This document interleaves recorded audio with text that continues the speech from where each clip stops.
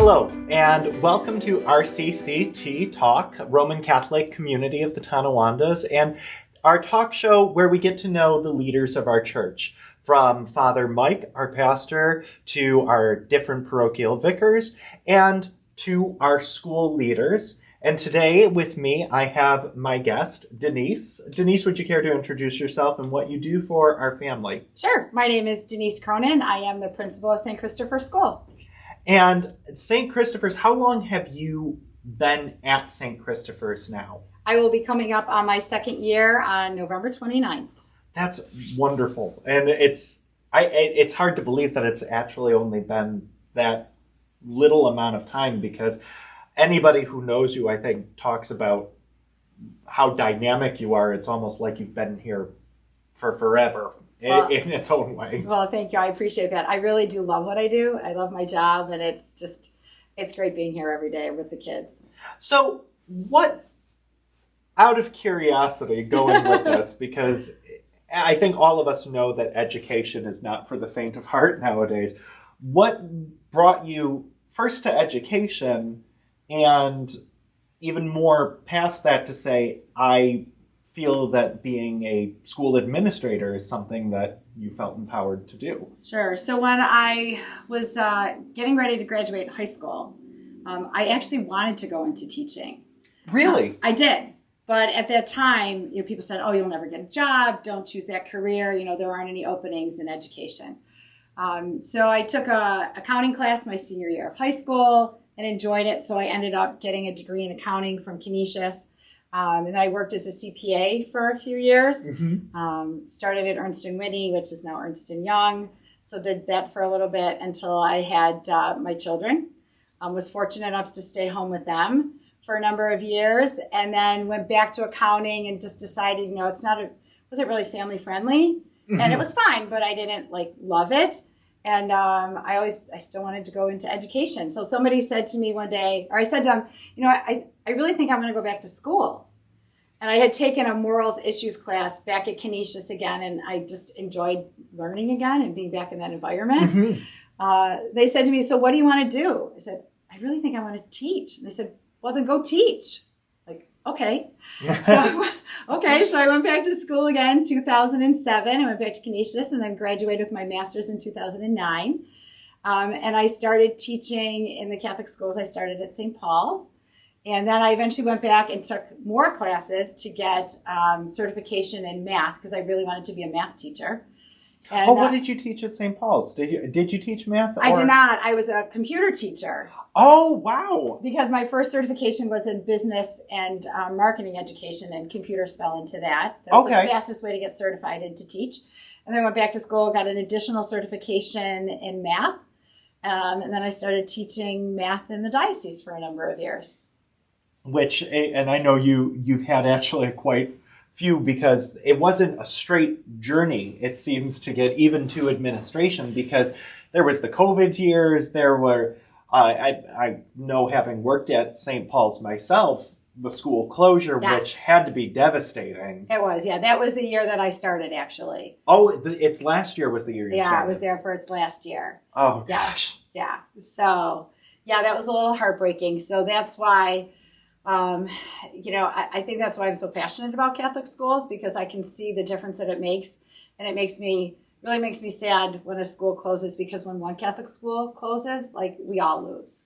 And I think it's so true too, because sometimes when people think about it, you'll hear sometimes in a church administrative side, you're no priest wants a church with a school, or the school is going to close the church, and I don't see that at all. I see the schools as lifeblood.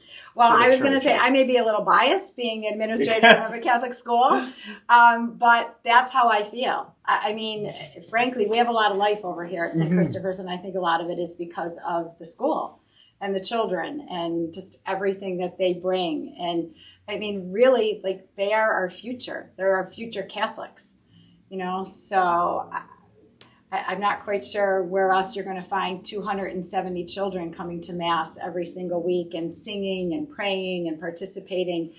It's a beautiful sight. And sidebar to those of you who may not know this, but Denise also ministers in our music ministry here at St. Christopher's for our 8:30 music group. And it's so wonderful to watch because this morning was the second school mass here at St. Christopher's, and I was walking through as she was announcing, and make sure you get your hymn books up and you sing, because that's how you participate. And Christopher's as a school is a singing school. Yeah. This place hums and with that energy. Yeah, they love to sing. In fact, you all you have to do is hit the first few notes of a particular song that they really like. Mm-hmm. Oh, they're so excited. Like you can all of a sudden hear the buzz through the church. Yeah, it's a wonderful thing. Well, and I think one of the aspects that I like about having church in the Catholic schools with the students is it's like a guaranteed assembly once a week where you're coming together. And, when you have as young as pre-K all the way up to 8th grade all in one spot at the same time, I think it's such a moving experience. There's nothing that makes me feel better. Oh, no. Listen, I say that all the time. I mean, all you have to do is come to a school mass and you just hear those little voices singing. I mean, I don't know what else is more joyful than that. And it's just wonderful to watch. Like we'll have the older students sitting with the pre-K and just the interaction with them, and it's great. And and my feeling is you just never know like who you're touching. I mean, you never know which students, what they're experiencing and what Mass can mean to them. Mm-hmm. And, whether it's the readings or the homily or the music, and the students and the teachers and the staff, like you don't know like who is being affected at that moment. And so, I think it's something that's important that we do every day. I mean, it's who we are. I mean, we are a Catholic school. Mm-hmm. Beyond just being a school, we are a Catholic school. So that is part of what we do every day. Well, and it's something that I kind of really appreciate that we have here and at Amelia's, because not that I have experience with every single Catholic school, but I do know that there are some that don't have Mass every week. And it's so strange to think about, because being at St. Mary's in Swarmville as the music teacher, we had Mass every week on Fridays. Since I came to Christopher's, originally it was Tuesdays, now it's Thursdays, and Amelia's has it every week on Wednesday. And I couldn't imagine going to Catholic school and not having Mass every week as part of what we do. It is just part of what we do. And what I love is seeing the parents and the grandparents join us. And you can just see how happy the kids are to be sitting with them and having them as, participating in the Mass and coming to either watch them read or bring up the gifts or even just sitting there through the Mass with them. I mean, that's a real blessing when we have them join us. And it really, it's important to the kids. And I hope more and more continue to join us as the year progresses, because it really does mean a lot to our students. I think it helps create that family atmosphere, which is really important, I think, for all of us. Well, and that kind of leads me to another question for you. How did you get, because you were talking about having that need to be a teacher almost from right when you were thinking of beginning your professional career, but where do you get from there to saying, I want to lead a school, which is quite different. It's a little different. Journey. It's a little different. So I was very content being a teacher. It was fine. I'm going to be honest. I never thought that I was going to be an administrator. Somebody said to me, never. Somebody said to me, like, say 4 or 5 years ago, oh, this is where you're going to be. I'd be like, there's no way. I'm busy enough. I like what I'm doing. It's fine. And then, as God usually does, all of a sudden he puts things in our heart. And suddenly, I thought to myself, maybe this is something I want to consider. And I'm going to be honest. Sometimes coming across, you meet people who either inspire you because they do something really well, or they kind of give you a nudge because maybe they don't do something really well. And you see sometimes, wait, there's something missing here that I know I could fill that hole. Well, I will tell you, that's exactly what I thought. And I don't know if it just sounds conceited or anything, but I just thought there has to be a better way. I really believe that there could be a better way to lead. And so October of 2019, I talked to a couple of people who had made that same transition that I was thinking about. And January 2020, I was back at Canisius again for the third time. Like the bad penny. Yeah, right. Just I just kept won't coming ever back. leave, I kept the coming bad back. penny. And believe it or not, they keep the same ID number you have when you first Oh, come. gosh. So thank God they don't have the same picture. But anyway, so I went back to Canisius again. And, I was working full time teaching still, and I was just taking my classes at night, and I took as many as I could because, it's not like I'm 20 anymore. So I just wanted to get through. And then March 2020, COVID hit. Thank God all the classes were online so I could keep going and they didn't stop. So was it September? Actually, it was July of 2020. I started my internship. So I started at Mullen Elementary. You have to have 600 hours of an internship. So that was very interesting during COVID. Oh my gosh. Yeah. And everybody said to me, oh, how unfortunate. You have to do your internship during COVID. And I thought, no, this is great. I mean, when are you going to get a situation like this again where you have to completely shift what you're doing and rethink how you're educating kids? And what you're going through, it does almost become, and this has always been kind of my feeling from a teaching perspective, now that I've lived through that, hand me anything. I know. And you gain a lot of experience, and you just have to think about, okay, you have to be flexible. Now, how are we going to make this work, and how are we still going to educate kids? So it really was a great experience. And then, I ended up here at St. Chris. There's a little part-time thing in the meantime, but just for a couple of months. So, and then I ended up here, and I love it. And, I enjoy coming to work every day, which is really important. And I have to give a shout out, because we were talking about leading, right, as an administrator. But I have to give a shout out to this wonderful, wonderful woman who I didn't know, but I met very early on when I first started here. Her name is Sue Lidner. Everybody will know Sue. She's our, former kindergarten teacher, and she's a grandma at our school and now a board member. And she's just a blessing. But she said to me, and I really do think about this all the time. She said, when I think about what an administrator does in a Catholic school, I believe you're really here to serve as Jesus served. And that, I thought, to me was so profound. And I really do think about that. Like, I don't think of myself as the leader. I just think as the person, who just happens to be the principal. And so fortunate to be the principal, but I'm really here to serve. I'm here to serve the community. I'm here to serve my teachers and the families. And I really think that, and I truly believe that, like, we're a team. I can't do this on my own. I just happen to be the one that maybe collaborates or coordinates or things like that. But we have to work together. But her words are really important to me, and I really try and keep that in the forefront of what I do every day. Well, and it's interesting for me because, full disclosure for everybody, I've known Denise for years upon years upon years upon years, and her son is one of my dear friends. And I've always described it, and I'm going with this, and I mean it totally as a compliment, but whenever I talk about you, because I talk about the friends I'm proud of, a lot, I always say, Denise is relentlessly positive, because you have such an energy of, we can face it. Why are you worried about it? We'll get through it. And it's so refreshing, because so much of the time we can get so in the weeds, and you're able very often to take a step back and say, I'm seeing through it. Yeah. Sometimes you just have to try things. Exactly. And sometimes it works and sometimes it doesn't. Like grandparents' breakfast last year. We decided to do it.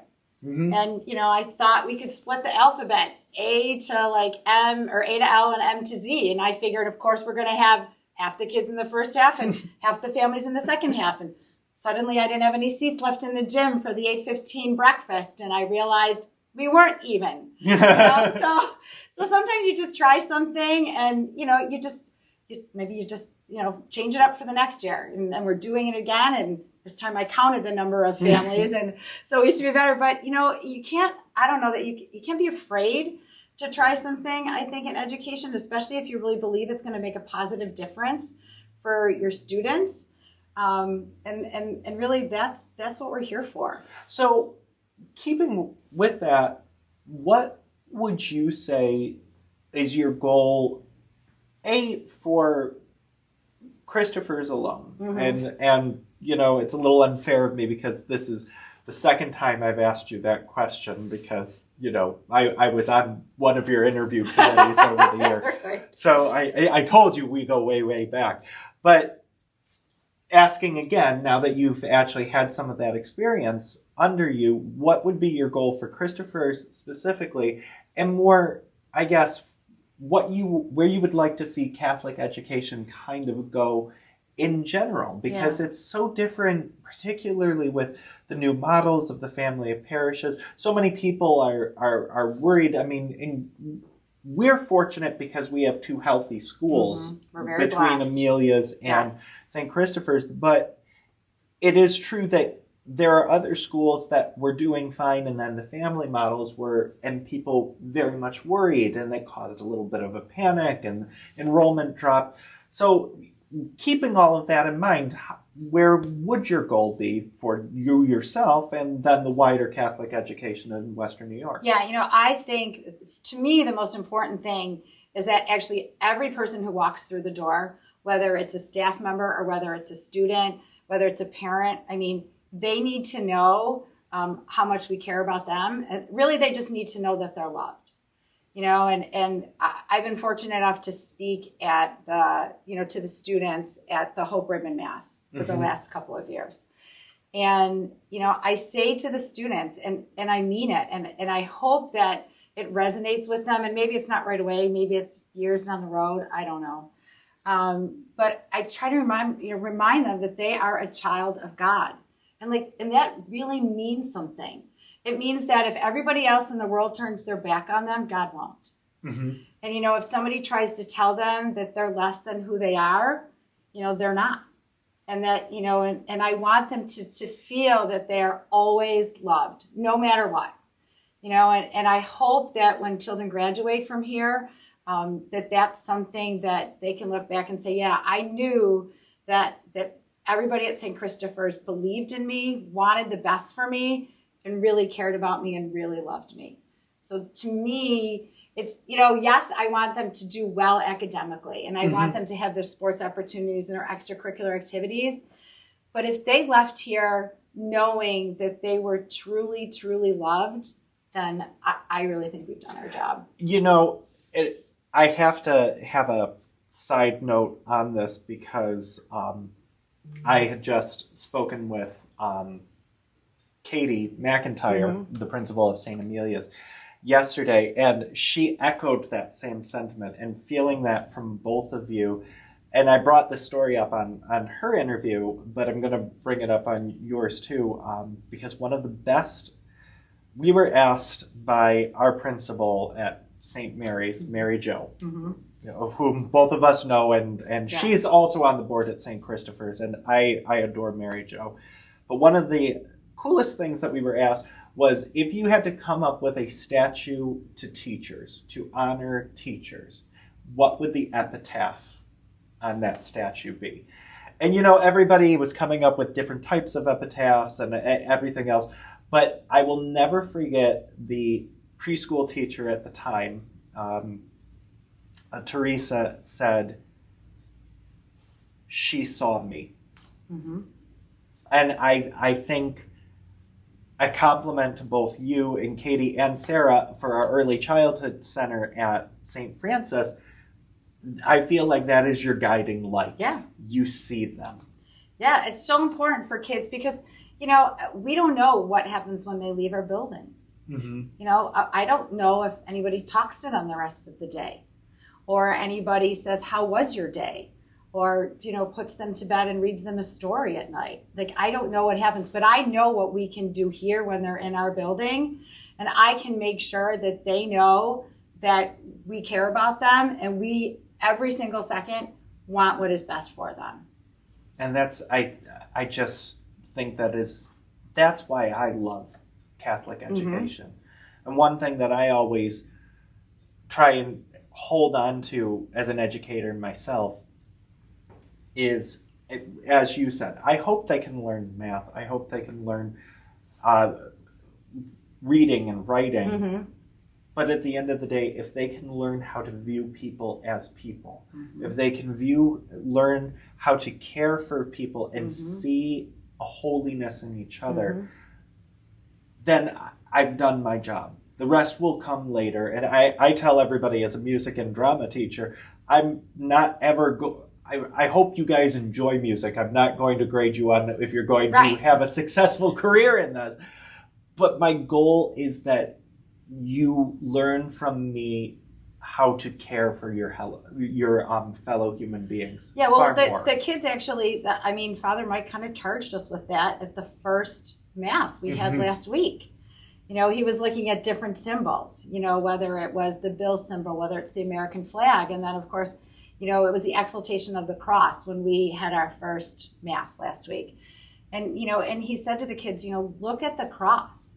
Look at what Jesus did for you, right? I mean, he died for all of us. I mean, what kind of love is that? And then it's, you know, and it's not always easy for us to see Christ in one another. You know? Gosh. I mean, that's a challenge we will take for the rest of our lives, you know, but that is really who we are called to be. We are called to be Christ to one another. And if we look at him and we look at his example, I mean, this is where we can't go wrong. I mean, if our children walk out of this building, you know, and they can follow what Christ did, oh my gosh, what a way to change the world. You know, compassion and kindness and just forgiveness, and what an incredible world we would have. Well, you know, it's funny because as a teacher, I'm a little bit more lenient on them talking to each other, because in today's world, we're losing speaking to each other as a skill, because a lot of it is, and I don't mean to disparage anybody, but so much is done with cell phones, that when I see students and kids talking to each other in the hallways, there's a certain point where it's too loud for me and it's hit my, no, I need you guys to not. But there are a lot of times where I will be a little bit more, they're having conversation. What can I say wrong with that? Because they need to have conversation. They need to know what it's like to look at each other. And the other thing is that's so interesting about school is this is your one chance where you're really going to be put with a lot of people that can come from so many disparate backgrounds, you know, and I think that's even a positive of church too, because where else would you meet with these people that you may never see or care to come in and sing the same songs? I know. To sit together and say the same prayers. Yeah, but that's where you share that common bond, you know? And that common bond creates unity and it creates family. And really more than anything, I want people to view us as a family. You know, when something happens in a child's family, we hurt for that child. You know, when something happens to one of our staff members or someone in their family, like, you know, they are part of our family. Or if it's a celebration, you know, we celebrate with them. If it's something sad, you know, we grieve with them. Like that's just who we are. You know, we're a family, and then we have our wider Catholic family. I mean, I remember as a kid, the church was the center of what we did. You know, I mean, my parents were very involved in their church. You know, so that meant we were very involved in the church, whether I was like hanging coats up at the New Year's Eve dance, you know, and hoping to get like a little bit, you know, some dollars in the little tip jar, or, you know, working the fish fries or whatever it is that my parents had us doing. You felt like you were part of something larger. Do you know what's so interesting? And we could probably talk for forever on it, but it hits me because obviously we're from different generations, but I remember even growing up as I did, later than where you were, we would have very serious conversations on the playground. Well, what church do you go to? Wait, what's a Presbyterian? What's an Episcopalian? Wait, Catholics, aren't you the boring one? Yeah, I mean, but that was a very real conversation that we we would have, and it's so interesting, you know, teaching in the Catholic school, you can still hear some of those conversations, but that's not, I think, what the main conversation at a playground is from a public, and I went to public school, but that was our public school conversations. Well, I'll never forget the one that I was so like confused by, full Pentecostal, because we had a few of those that went to school, and I was like, well, what's that? What are all of these? And it's just interesting because I feel like so much of what our community was, of what's greater than ourselves, has been so taken up with the here and now, or electronics, or it's very hard for us to, particularly students, and I feel for them on this, to have moments of silence that aren't filled with what it seems life has become, a competition of who can get the most screens between themselves and the wall at any given point. Yeah, and who can be loudest, and who can get their point across, whether it's right or wrong. And you know, up in middle school especially, we're working on public speaking and debate and just listening to one another. You know, I want kids to be able to leave here and be able to, you know, if they have a point of view, whether you're right or wrong, okay, fine. But at least you need to be able to support it. Or if you disagree with somebody, okay, fine, but it's not just, oh, you're wrong. No, like, okay, so, you know, you have to learn those skills to be able to talk with people, to have a conversation with people, not a shouting match. And to do it in a respectful manner. Always and in a respectful manner. That is so much of what the Catholic schools can offer our kids. And there's that sense of love and community. And oftentimes I will feel, as I go through different of these reflections and interviews with everybody here and other priests in my day, I'll feel that I sometimes am hovering on that cusp of the epiphany. If I just finally get it, I finally get it was that simple. Be kind to each other. Give of yourself.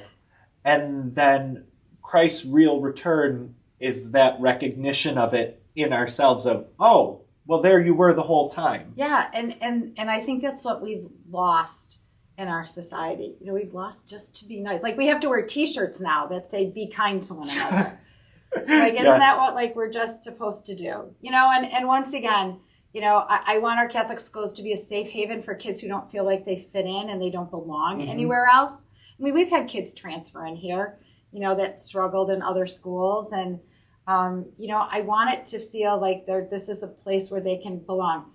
You know, and it's a journey for all of us. I mean, we're not perfect. No. You know, our students are perfect. We're not perfect. I'm not perfect. You know, but at least we're on this journey together. You know, and once again, if we keep Jesus as our model, you know, we're never gonna get to be perfect, but we can at least continue to work towards being the best we can be. Right? I have Carrie Boohanger, who sadly just left the diocese as our assistant superintendent. She had a saying that I now have on my door. And it says, do your best until you know better. And when you know better, do better. So that really is a motto that I live by.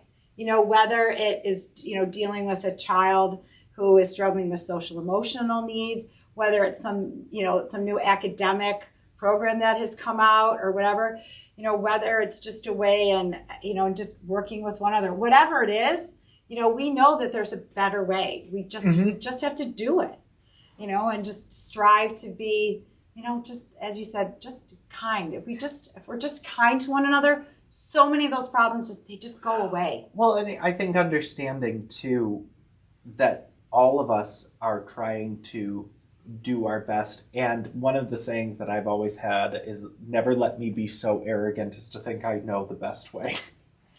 And, you know, it's a hard journey, but I think that's one of the things that I love about the way that the family of parishes is structured, is we can steal our best from each other. Yeah, I will tell you. In a complimentary way. Yeah, and like other people, we didn't know where this was going. Oh gosh. Like we were all a little hesitant, kind of afraid. I think that was the theme for everything. It's like, oh my gosh, where are we going to end up with all this, right?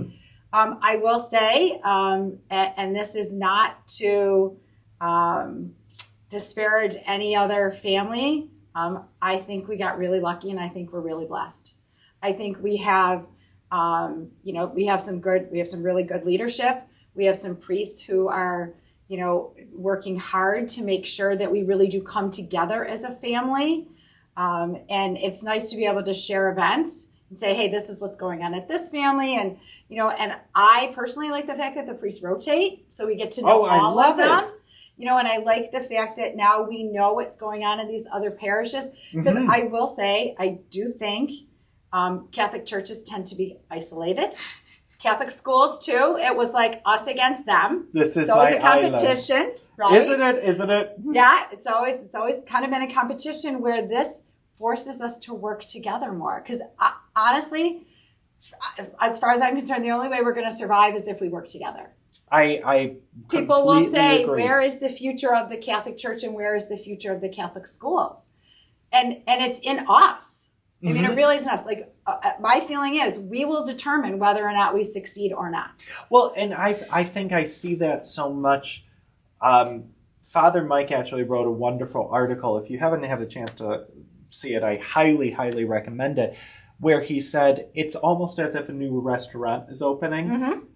And if everybody is reviewing it terribly, no one's going to come. But keeping the positivity, and that's where I feel, because I keep going to the masses, because I know some people felt very hurt. And I understand the hurt.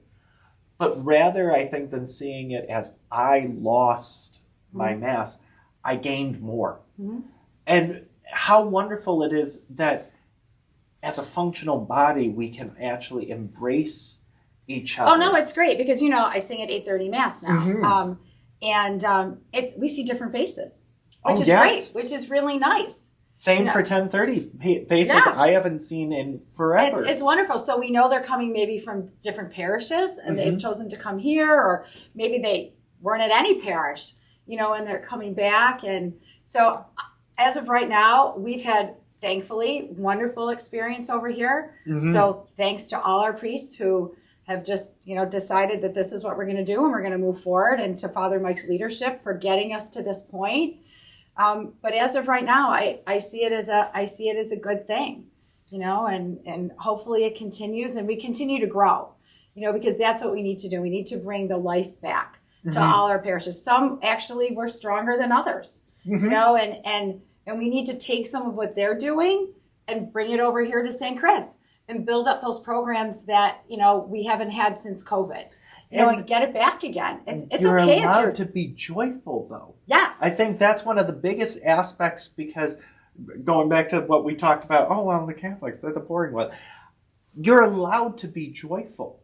To come to church. They've obviously never heard you play the piano if they think we're boring. Believe no. So, yes. I appreciate Sean that. is very joyful. We love it. But we will wrap up because we could go on for forever and we don't want to keep everybody. But what we're going to do is we'll be doing more of these on and off check-ins with Denise, with Father Mike, Father Charles, Mrs. McIntyre at St. Amelia's, Mrs. Hangst at the Early Childhood Center, because we want you to feel a part of this as well. And we want to get to know you, to get to know all of us, so that you can feel free to approach us when you see us out at Mass. And we hope that you enjoy this, and we hope that you are part of our growing and wonderful community.